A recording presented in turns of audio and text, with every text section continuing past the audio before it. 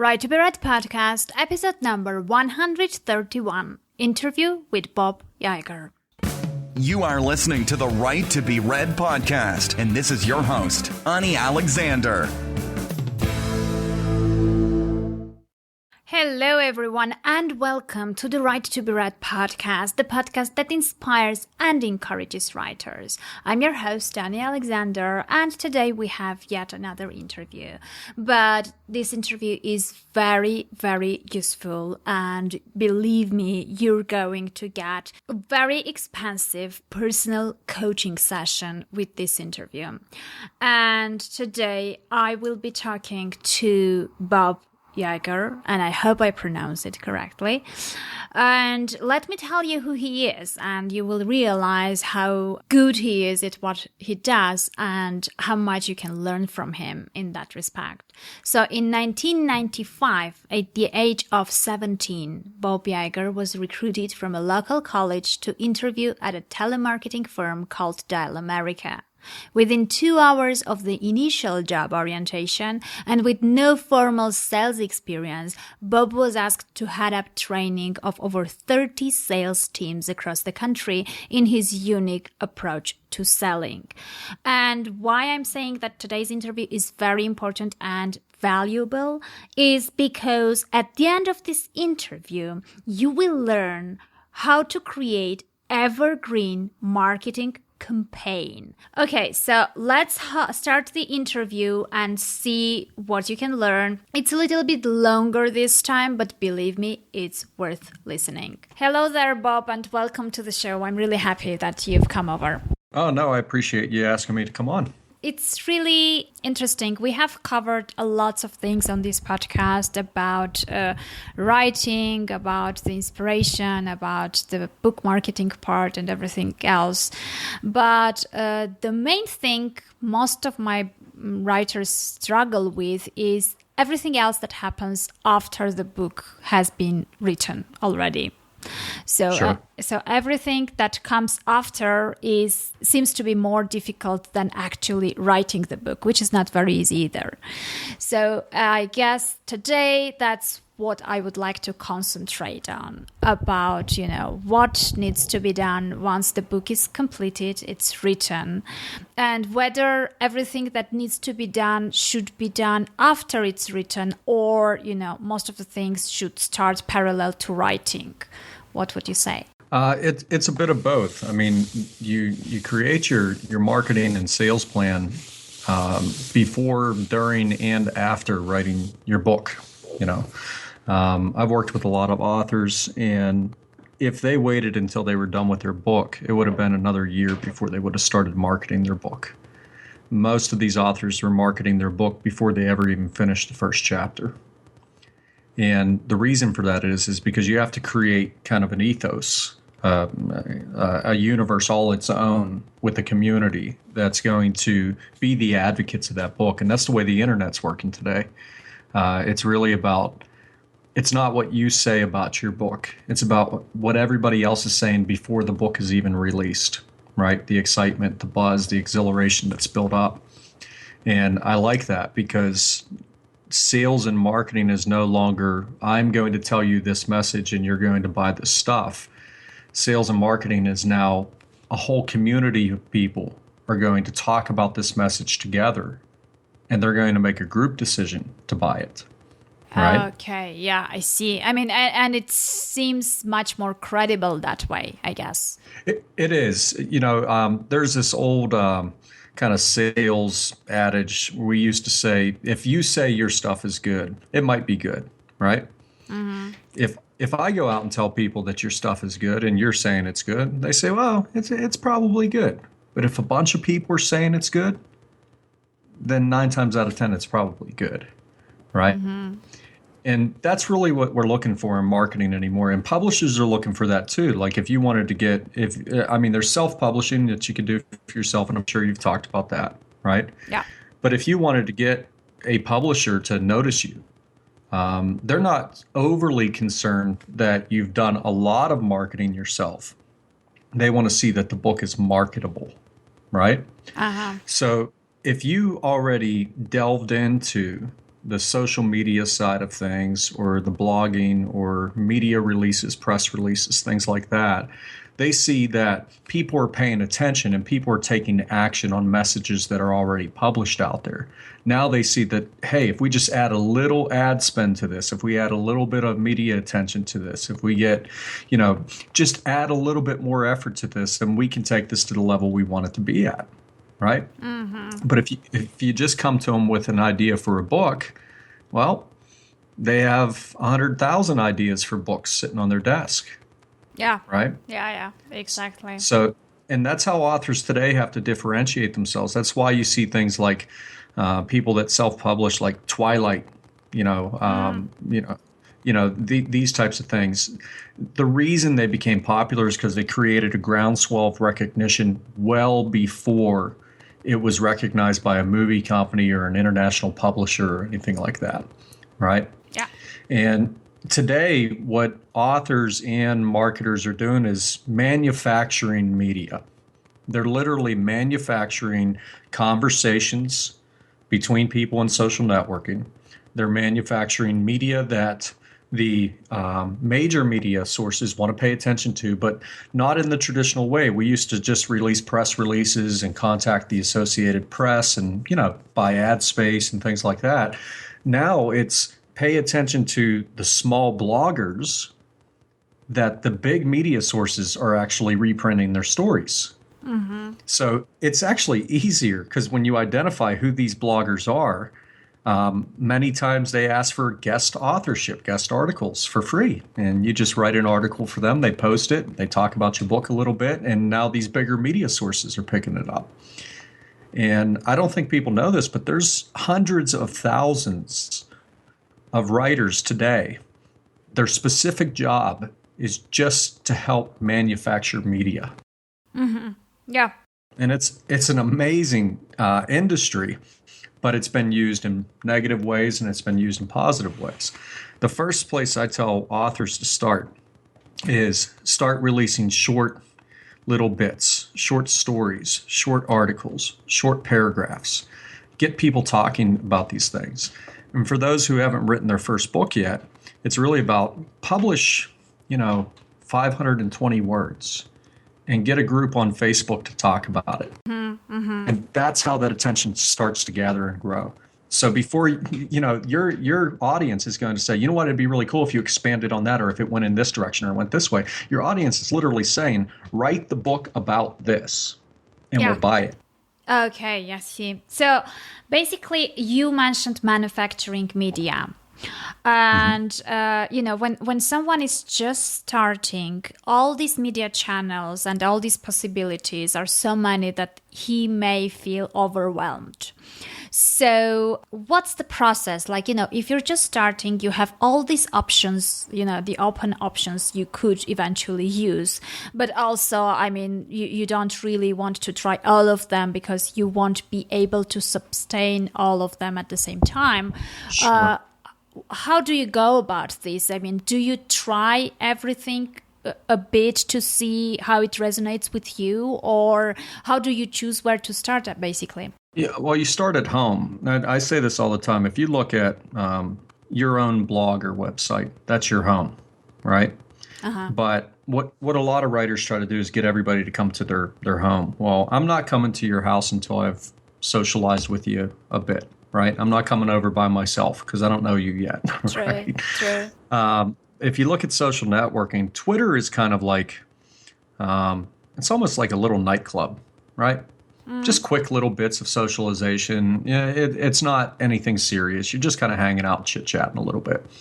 Facebook is more of a meetup or with groups or a party at somebody's house, or even a high school reunion, right? Yeah, could be. Yeah. You're reconnecting, or you're starting connections, and you're merging yourself into groups, which all writers should join as many writer groups as they can, and not try to get something out of people, but try to contribute something to those people, right? Yeah.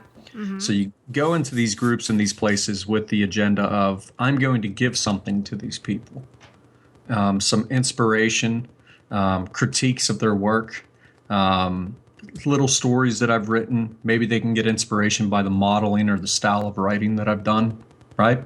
Mm-hmm. And then if you look at something like, say, YouTube's our own little broadcasting network, isn't it? It is, yeah. We get to talk about anything we want to. It's just like podcasting in a sense. Social broadcasting, whether it be Blab or podcast or YouTube or even Google Hangouts, if you want to call that social broadcasting, all of these things have given us the ability to have our own broadcasting network if we want it.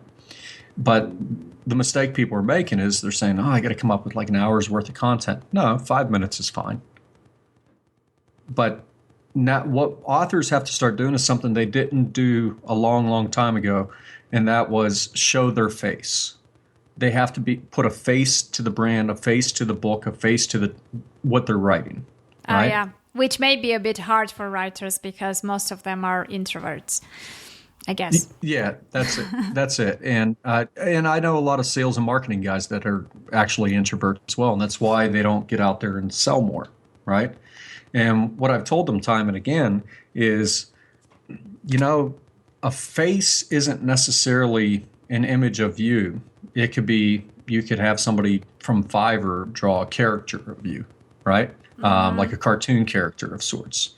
And you could do a slide presentation, record it on Camtasia and put it onto YouTube, right? Oh, yeah. So it doesn't necessarily have to be your face, but it has to be your voice going along with it, right? Now imagine this. Imagine if an author decided to take some of this advice and write short little excerpts and contribute those to groups on Facebook. And then take some of those excerpts that they've written and read them for short little YouTube videos, 2-minute videos, right? Mm-hmm. And then what if they wrote on their own blog a longer story and they read those and submitted those as their podcasts, audiobooks for free on a podcast, right? Mm-hmm. Where we're in a world where I have to pay for audiobooks. Well, what if you were given these short stories as audiobooks as a podcast, right? And you start contributing this to all these different networks. I will tell you this right now. People are going to tell you what they like, what they don't like. But most importantly, people are going to say, how can I get more? Yeah. So can we say actually that, the main thing that if you just, put this in general terms is you basically have to get out there to try to provide value. And with the time, people will start noticing and actually consuming, getting the taste of what you are producing and later on asking for more. Yeah, I mean, it's really it's the same thing I tell internet marketers all the time when I'm training them. It's publish every day something. Mm-hmm. It could be a one-liner, it could be a soundbite, it could be a feature-length video, whatever. Publish something each and every day, right? Hone your skills. I work with a lot of copywriters. I train a lot of copywriters, and I tell them all the time, put the keyboard away, get out a notepad, and start with pen and paper and write. And write and write. Write that copy out. If you saw great copy that you really loved, write it out longhand, right? Mm-hmm. Mm-hmm. And it's the same with, if you want exposure on the internet, then every single day you got to produce something. It doesn't have to be something extraordinary or epic, just something, right? And get familiar with how everything works, what it looks like on the screen. Knowing that internet readers can only read maybe 3 lines per paragraph before they get reader fatigue. Mm-hmm. So keep your paragraphs short, right? And start experimenting with those things and seeing where are people clicking on your website? Where are they going next? What are they commenting on social media, right? And a lot of people might say, well, I only have 20 or 30 or 50 social media followings. Join a group. That number will triple by the end of the week. Yeah. Right? But only if you contribute. I always say when you go into a group, contribute something or even ask a question that's beneficial. Like you're saying to everybody, what's the biggest problem that you're having? Because I'm really trying to figure out a way to deliver a solution to you through maybe a video or a blog post. But I'd really like to know more about you guys. And then shut up and listen, right? Let them answer that question and do your best to respond to each one of those comments, right? Oh, yeah. Then people just automatically start to seek you out. And if you already have your website in place and that's listed on your profile and you already have stories there and you have a release date of that book that you're going to be writing. Well, now imagine what that's going to look like, right? Then imagine if you just publish it as a Kindle right out the gate, and for 24 hours on the first day of release, you give it away for free. How many reviews do you think you're going to get? Mm-hmm. Right? So it's really about give. And just because of the law of reciprocity, people are feeling obligated to give back. Oh, yeah, exactly. I mean, I've been in some groups for writers on Facebook. I mean, those groups are like huge, over 10,000 members. But you end up seeing the same names who are commenting and providing value and stuff like that. So maybe around 20 people out of those 10,000. And whenever these 20 people come out and ask for some advice or ask for some support or have a book launch, most of the people in the group who have benefited are very willing to actually, go ahead and help those people out. Oh yeah, it's a community. It becomes a family. I mean, if you were to go to an event and all those people showed up, everybody would be giving each other hugs, right? Yeah. I mean, that's just the way it is. You'll feel like you've known them forever. I worked with an author. I can't say his name, sadly. I signed an NDA with him. It's okay. But when he first started out, he said, I can't get people to pay attention to my stuff. I said, well, you know how you get people to pay attention to your stuff, right? And he goes, no, how's that? I'm like, find the most popular people in your group that have their own websites that actually have readers, and say something like, hey, I was looking it up the other day, and the average article to be written for somebody's website is between $50 or $10 all the way up to $150 an article. And I just think that's ridiculous. So here's what I'm going to do. For the next 15 people that have a really good website, that gets readers, that gets traffic, I'm going to write you 4 articles this month for free, original stories for free.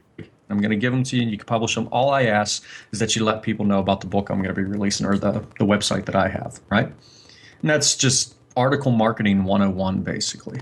But in this approach, you're really focused on this one group of people, right? And as well as I do, as a writer, you may not be able to sit down in a month and finish your book, which there is a way to finish a book within like 30 days. It's really easy. But you have all these other stories in your head that don't fit into that book that you're working on, right? There's all these other stories that you got floating around in there.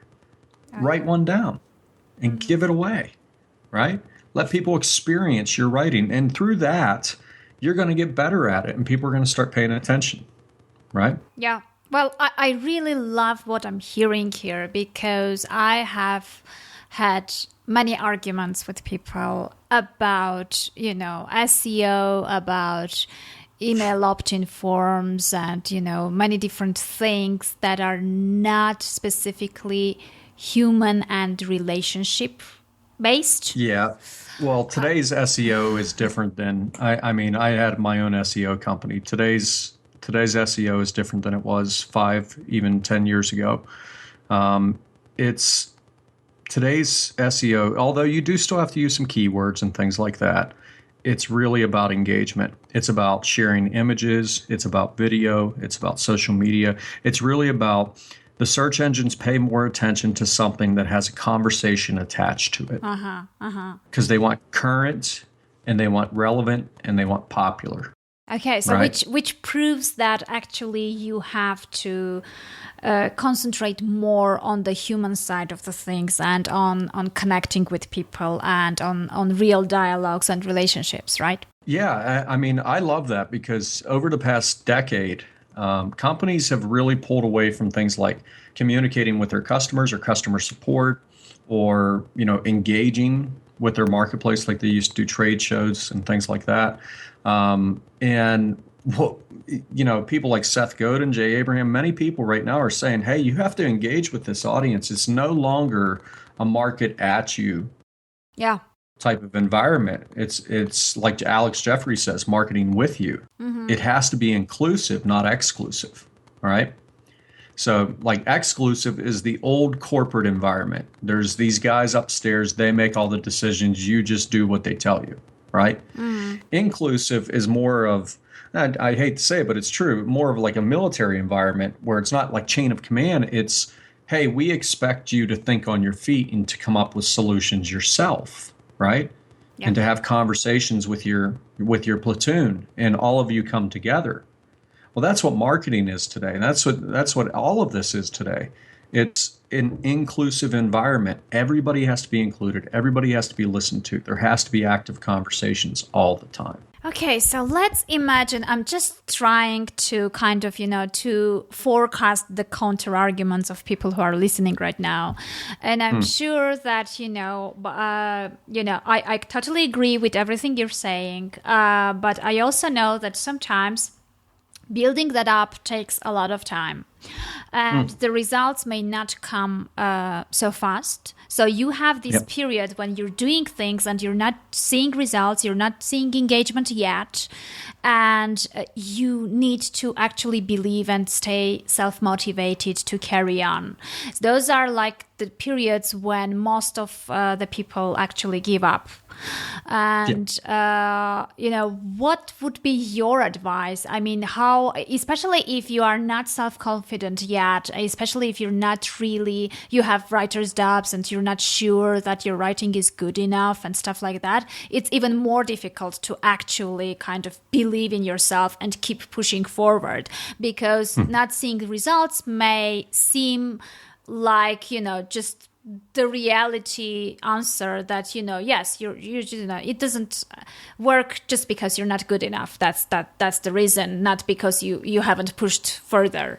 So What should they do in that period, which I think is the hardest somehow? Well, I'm going to tell you two things, and one's kind of a way to look at why you're not getting results in a certain amount of time. Okay. And the other one is what you should do every single day for a certain amount of time. So take out a piece of paper. Everybody that's listening, just take out a sheet of paper, okay? And from left to right, draw a line to about a quarter of the way across the page, and then make a big hill that goes up and all the way back down, and then a line straight across to the right, okay? So you get this big mountain, all right? There was a study done at one of the Harvard Business Institutes or whatever schools, right? That said that straight line that leads up to the hill is about 15 days.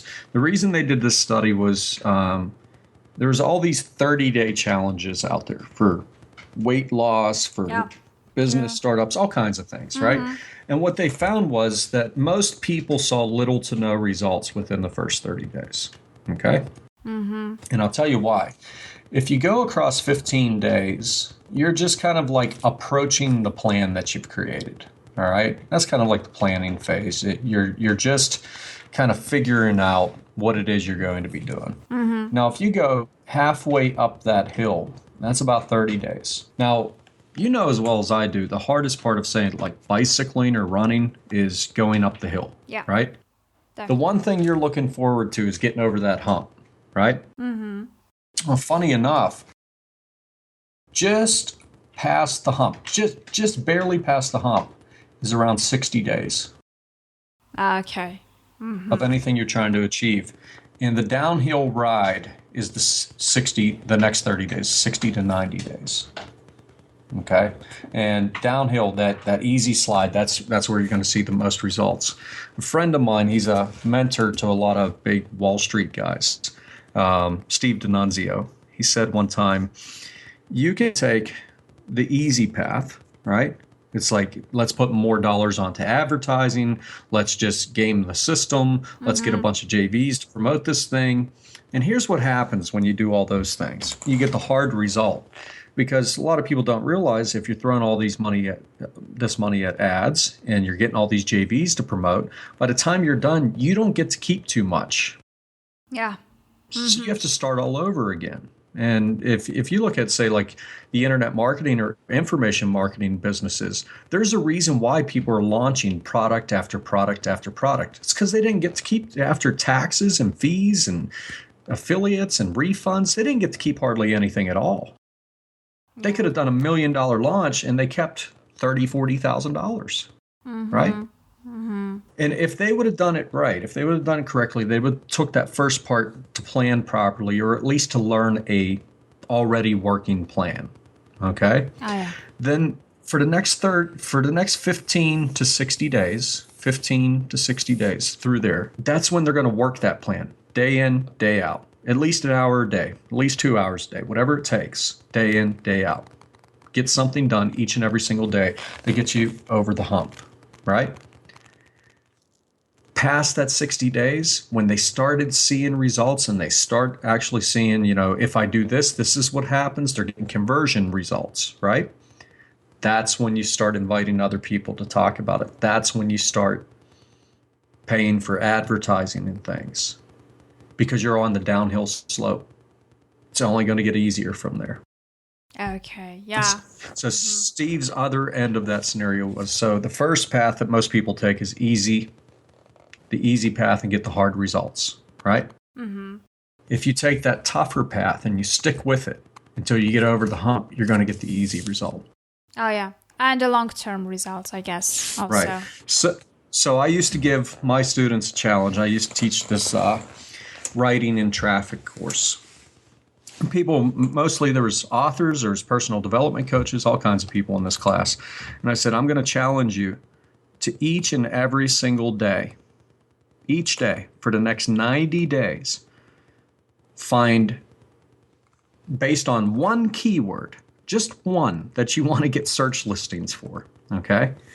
Write a blog post around that similar topic each and every single day. It could be 300 words. It could be 1,000 words. It could be 500 words. Doesn't matter, right?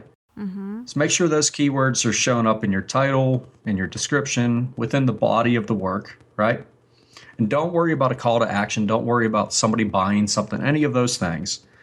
Post every day, then share on social media every day. Look up social bookmarking. It's really easy to do. Find a few social bookmarking sites and bookmark that post.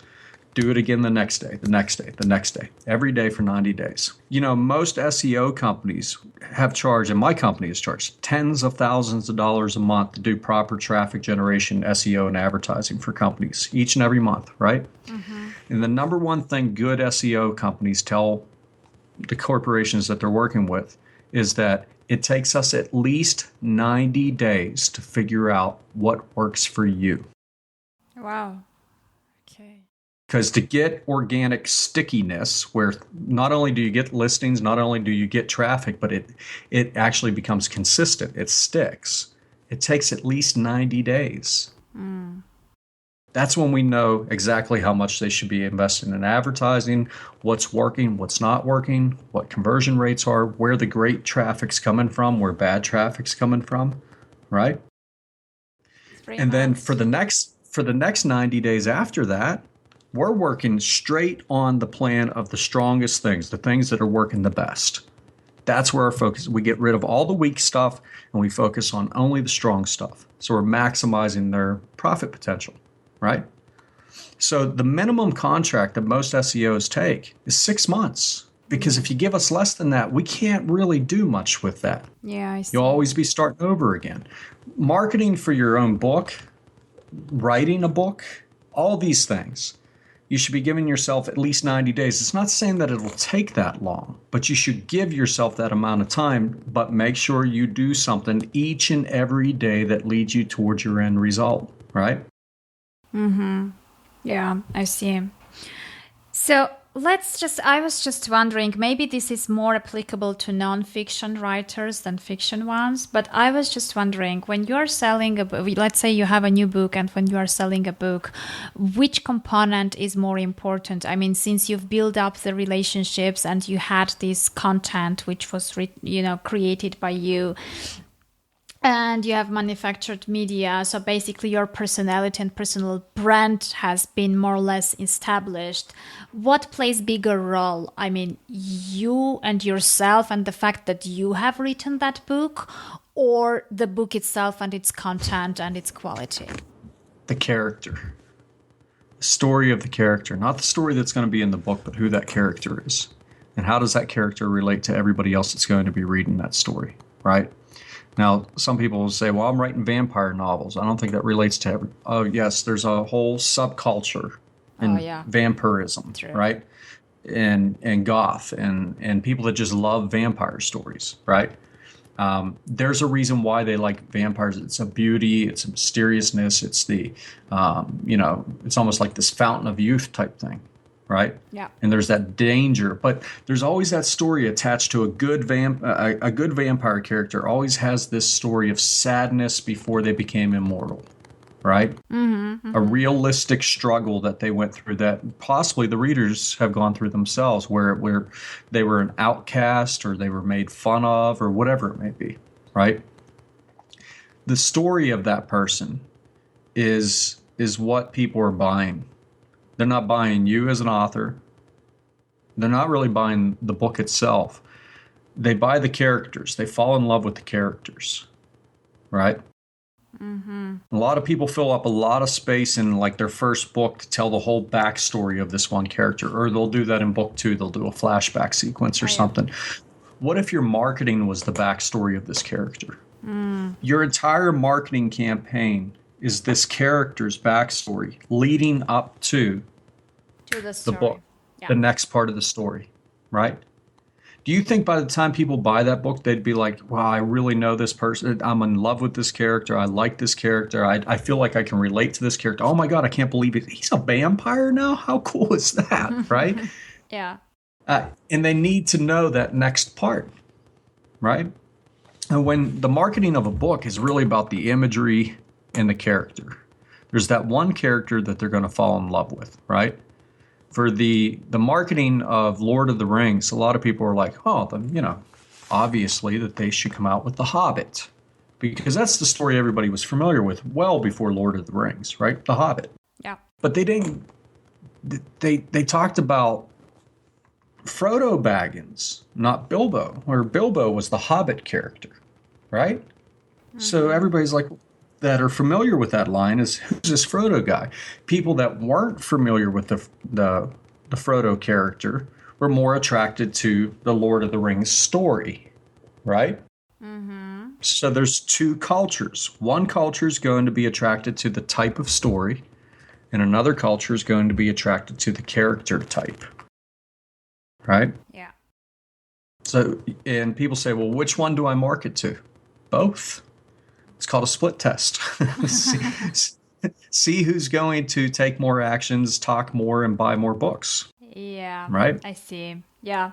So how do you balance this? I mean, everything we speak about takes quite a lot of time. I mean, I don't say it takes all your time, but still, you need to produce this media. You need to produce to write up the things that you need for the marketing, and you need to actually to go out and put yourself out there. And parallel to that, you also need to write that book, actually. So how do you balance this out, and how do you make sure that you have dedicated enough time and attention as needed to both? I'll give you an example. Like I write and record products for and design campaigns and all these other different things for multiple clients each and every single month. Do you know how many people work for me? No. Take a guess. How many people do you think work for me? I work for, entrepreneurs, multi-million and multi-billion-dollar corporations, fundraisers, all kinds of different things. How much staff do you think I have? Well, now that you ask me, I should guess that it's 0. I have no employees. Okay. I haven't had employees in 10 years. I have students that I've worked with that I saw became superstars at what they do. And when I have a client that needs a specific thing that they can do, I have that client hire them to do it, right? So I only take on the things that I'm really strong at. That's what it really comes down to. But when I started marketing myself, which wasn't until about 2005, I said, well, look, I have to write stuff. I have to record stuff. I have to make myself known. I have to have conversations with the industry. Events and all these different things. And I said the same thing. It's too much work. It takes too much time, right? But what I had to learn how to do was multiply out the content. A lot of people call it content syndication. I don't see it as syndication, more as making each piece of content that you create into multimedia formats. Okay. Okay. So I'll write an article that's, say, 1,500 words. Not too difficult, right? Yeah, sure. Within that article, I'll have that main topic, which is my primary keyword. And then I'll have, say, 5 to 10 subtopics, which are secondary keywords related to that primary keyword, right? Mm-hmm. And throughout that article, 1,500 words isn't really a lot to cover 5 to 10 subtopics, is it? Yeah. So I'm just going to lightly brush on each of those topics, just summarize each one of those topics. And check this out. From that one article, I could create 5 to 10 different blog posts that are specifically about each of those topics, right? Mm-hmm. And since I've already written some about it and I've already researched it doesn't take long to write a 500, 600, 700 word article about each one of those, does it? Yeah, it's quicker. Yeah. Okay. Now, let's say I want to do some video marketing and some podcasting. Now, that comes more difficult, doesn't it? No. What I do is I take the subtopics from each of the articles I've written and I make slides out of each one. Okay? Mm-hmm. So if I have blog post 1 and it's got 4 little subtopics in it, well, what I'm going to do is create a slide presentation that has a cover slide with the title of that blog post. And then each of my slides is just going to have one line of text. It's going to be the subtopics. And I'm just going to read the article while I'm recording the screen capture. Mm-hmm. That's my video. Okay. And it's like a minute or 2 long. It's not that long, right? So you take the audio and it's the podcast, right? There you go. You're getting it, right? Now, the featured length is that main article, that first one I wrote, the 1,500 word one, right? So my PowerPoint presentation for that and my video for that and my podcast for that, it's going to be a bit longer, right? Mm-hmm. That's my featured piece, all right? Now, to go further, I could use a software like PictoChart. It's PictoChart.com. You can get a free account, create an infographic, create a big one for the big article, and create a bunch of little ones for the little articles. Then I can send those to image sharing sites, Pinterest, right? Mm-hmm. Now, and I title each one of those files as I save them the keyword that they're associated with, the primary keyword that each one's associated with. Okay? Mm-hmm. Mm-hmm. As I publish these things out to the internet, guess what I'm doing? I'm literally dominating for each of those keyword phrases because nobody else is publishing that much content around each one of those keywords in that specific period of time, right? Yeah. And if I'm sharing them through YouTube, through podcasting, pinging my podcast through different, podcast directories, right? Pinging my blog posts through social bookmarking sites and ping directories. And if I'm posting it on social media and say, hey, guys, you know what? I wrote that article the other day and you guys commented on that. That's really cool. Well, there's all those topics within that article. I wrote a piece on each one of those and I'm going to release them each day, right? So check this out. One article also becomes, let's say at minimum, 5 blog posts. You have 6 pieces of content, right? Mm-hmm. You have 6 videos. You have 6 podcasts, right? But not only that, you have 6 PowerPoint presentations, don't you? Oh, yeah. You can turn those into PDF files and PowerPoints and share them on document sharing sites. You title them with their titles, with their keywords, with their descriptions, right? Then you have those infographics. You think you can save those as PDFs and share them on document sharing sites? Yep. Mm-hmm. Each one of these pieces of content multiply out to 6 to 12 more, to 20 more. If you were to create an article with 10 subtopics, 10 blog posts, 10 videos, 10 podcasts, 10 PowerPoints, then 10 PowerPoints saved as PDFs, 10 infographics saved as PDF. By the time you're done, you're going to have anywhere between 65 to 80 pieces of content. You create that all within a week or 3. Oh, yeah. You have enough content, though, to post for 2-3 months. Exactly. See, we don't create it each and every single day. We do the writing part first. Then we do the PowerPoint part next. Then we may do the infographic part next. Then we record the videos next. And we don't have to record the audio because we recorded the video. We could just resave it as an MP3, right? Exactly, yeah. And then I'm going to submit it to all these different directories. I'm going to bookmark, ping, post on social media, right? Mm-hmm. Do you see how that rolls out and it just keeps working and working? Now imagine it's all fiction writing, not any how-tos or, get this information. No, just based on fiction stories that you're writing, short little stories. The funny part is you could do all that, and if it all related to one another, by the end of that month that you created that content, you probably have most of the collateral together that you need to create your book. Oh, yeah. True. It's just a different, more creative approach. You can do it any way you like. You can do as little or as much. You just make sure that you publish every single day. Publish something every single day. Yeah. Well, I'm impressed. Yeah, I taught a course on that a while back. People were asking me to do it again, but I'm like, Yeah. So basically, I've been doing that, but on a smaller scale. So now I see more possibilities about this. Okay. Yeah, that is probably, give everybody a little tip out there. If you get good at doing that kind of thing, that's probably the one thing that clients hire me most for, is to write that campaign for them, create that content for them, and help them distribute that content, right? Because to them, it's just overwhelming. It's so big. Yeah, and right? The good thing is basically if you do it once, the next times it's much, much easier and faster, I presume. Yeah, you just have to consider your main article, which has a main video and a main PowerPoint and a main infographic. Those are your pillar pieces of content. Mm-hmm. Most of the attention that you want to have drawn towards all of this media is those 4 pieces of pillar content, right? Because those are the big ones. Yeah. You can even you can take that long article, put it as an introduction, and then add on all those other blog posts and release a short book or a report. Yeah. Right? Yeah. And that's the thing people would want to opt in for. Exactly. Yeah, if they are interested in the subject, definitely. Right. Yeah. Right.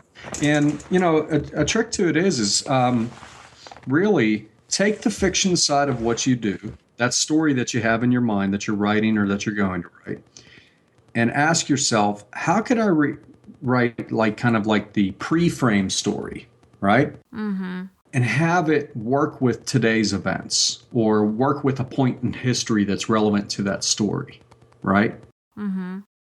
Because people are looking for things that are currently going on right now, or past big things that they celebrate or that they want to think about, right? Or even holidays, right? Oh, yeah. See how you can inject what they're thinking about now, basically, into that. Whether it's a trending topic now, whether it's almost Christmas time and you inject that in there or something like that, right? Mm-hmm, mm-hmm. But that's really where you want to be in a seasonal way, in a historical way, and in a future pacing way. You want to make sure that your short stuff relates to now and leads into your book, right? Mm-hmm. Okay, so basically, now I'm kind of I'm thinking about this. In about 40 minutes, you gave out a whole, fundamental marketing plan for basically any book. Anyone. Yeah, will be anybody that's anybody that's marketing content, a book and a how-to course, an info product. Honestly, that same campaign, I've used that for a health and nutrition company that sold physical products. I've used it for hundreds of different types of companies. Yeah. Yeah, it's pretty universal, and I'm sure that it works every single time. So basically, once you get the skills out there and you try it once and you kind of, see how it works, you can basically duplicate and then, do the 3rd and 4th book and et cetera, et cetera. It's kind of... and you can roll that into, if you're writing that pre-framing piece, collection of content, and you're going to be releasing your book thereafter, right after, you can roll that content campaign into a virtual book tour, guest posting on other people's blogs to promote your own book, right? Yeah. So you could use that pre-frame material to roll into the virtual book tour that rolls into the launch of the book, right? Exactly. Yeah. And what you've just created, and this is the part I think most people won't connect with until I say it. You've just created an evergreen marketing campaign, meaning that well after that book has launched, that collateral is still going to be working for you. Oh, yeah. It's still out there generating traffic, right? Oh, yeah. Exactly. And that's what I like. If it's not evergreen, I don't want it. If I have to keep doing it over and over and over and over again, creating something new to boost my sales and all these other different things, I just don't want it. I want to be able to sell my stuff, or like most authors will find out, it's not necessarily the money you make from a book. It's what the book does for you. It's the more recognition, a check from a publisher, whatever. Yeah. That first Speaking book gigs. is what... Yep, that's it. So what you have to look at is the money I make from the sales a lot of that should be invested back into the marketing of the book, the advertising of the book. Oh, yeah. Right? Mm-hmm. Getting in front of more eyes, more readers. Like you said, speaking gigs, and they'd probably be paid speaking gigs because you're the author of, right? Yeah. So it turns into all these other things. And a lot of people are like, I don't want to do all that stuff. I want to be the guy that sits in a cabin and writes his books. Then do that. That's fine, right? But you have to think, all this stuff I create today is going to be used tomorrow, next month, next year, the year after. And that campaign I described to you, I started doing that same thing in 2006. And people said, oh, you don't have to do all that. I'm like, I know I don't have to. But I could see where the internet was going to. And now everybody's trying to race to catch up. Yeah, I mean, because everyone thought that they didn't have to, so they didn't, and you did, which gave you a competitive advantage from the start. Yeah, and I never did the link baiting or the keyword stuffing or the traffic loopholes or to Google this and that. No, I just wrote stuff that people wanted to read based upon topics they were looking for. That's it. Yeah, I see. So if we try to wrap this up, I'm just trying to look at the best case scenario. So we did all that. It worked. Our book is doing great. We have already audience in place and we have fans of the character and the story and everything works great. Now, how are we making sure that we keep the connection and keep the engagement with our readers? Do we make something separate for them, like, I don't know, the email list, and we have a special content for them? Or how do you keep this engagement and connection with them? Well, you can create a Facebook group for them, or you can create a podcast that's titled around your book.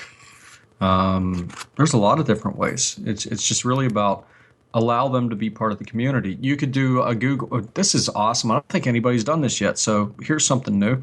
Okay, you guys are familiar with Google Hangouts, right? Oh, yeah. Okay. So used to be, and still today, after an author released a book and it was doing well, what would the author do? A book reading at a certain location or something, right? Oh, yeah. What if you did a Google Hangout book reading and you talked about the different elements of the book for your readers? Well, I'll tell even more. I mean, these days, Blab is doing much better than Google Hangouts in terms of interaction and engagement. No? What I try to do is I try to separate the space. I don't like Google Hangouts. I didn't like it when it was in beta and hardly anybody was using it and we were helping to develop it. I didn't like it then. I don't like it now. But I'll put a big but in there. If you're regularly doing something like Blab or a podcast or YouTube videos, then when you do something special for a group of people, for a smaller group of people, VIP type stuff, then you want to change the environment, right? Okay. And also so maybe make it private so it's not accessible for everyone. It's a hangout just for these readers, private screening of the book, basically. True. Right? True, yeah. Or you could use GoToWebinar. Like, it has to be, if you don't usually communicate through it, that's probably the place you want to do it, right? Mm-hmm. Mm-hmm. Because it gives people this feeling of exclusivity.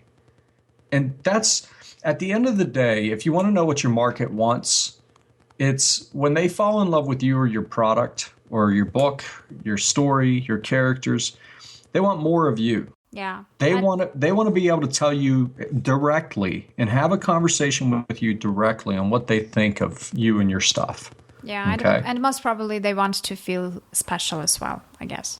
Yeah, and a lot of people say, well, what about all the negative people that don't like my stuff?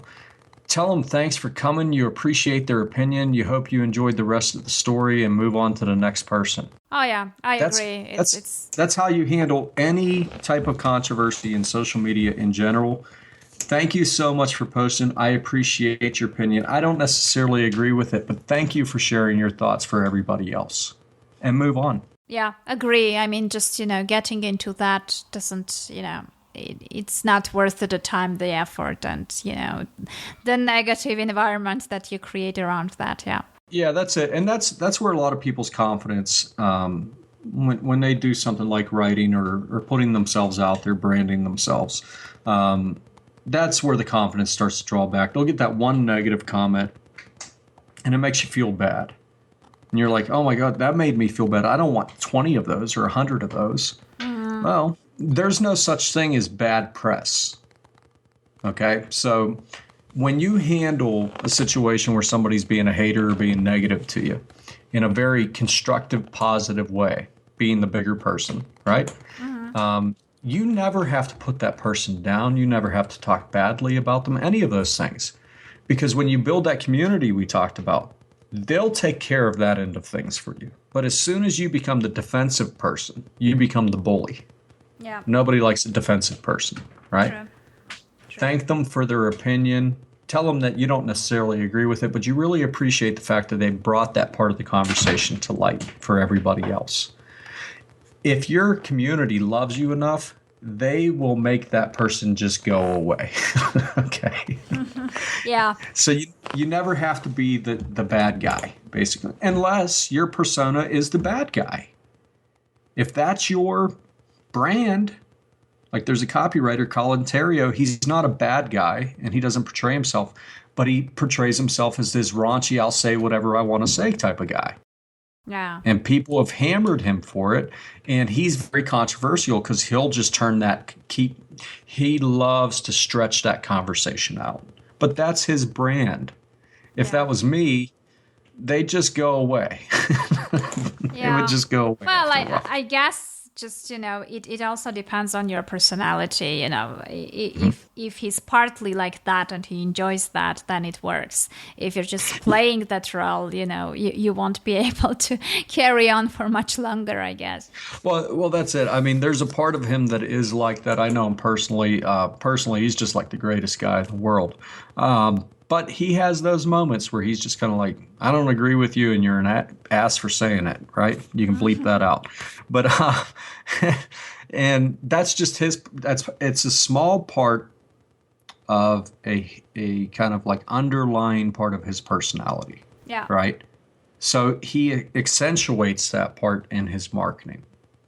Where, like with me, I think a lot of people, because I was in the martial arts and all these different things, and they see like my black and white photos and the boxing stuff sometimes, and they're like, oh, he's this hardcore gruff hunting guy and he does fighting and works on big trucks. And well, yeah, I do that stuff and I like doing that stuff, but I'm very spiritually centered. I have 2 little kids. I'm happily married and I live on a farm, So, people might see that imagery out there, but, the people in my market, which is most of my customers are women, surprisingly. Oh, yeah? Yeah, go figure. They like it because they don't like all of it. They want to problem with some of it, but once they kind of listen to what I have to teach and everything, they can't really find a problem with what I do. Right? So I guess it's like a mysteriousness of sorts. They can't quite figure out why they like me. Right? And so I play on that. I'm not afraid to say what I think, but I don't put anybody down in the process. Right? Oh, yeah, exactly. And I think that, actually, no matter what you do, whether you're a writer or a coach or, anything to do with audience, people have to like you. The people who are around you and who are actually buying your books, reading your books, or taking coaching from you, because you can't really detach from the personality. You can't detach from the person because, that's who you work with, that's who you read, and more or less it always plays a role. Maybe a bit less if you don't show your personality that much, so they don't really see it. But but if you do, it definitely will have some kind of impact on what you do, I guess. Yeah, I think the last thing I could leave everybody with is, just remember this one thought.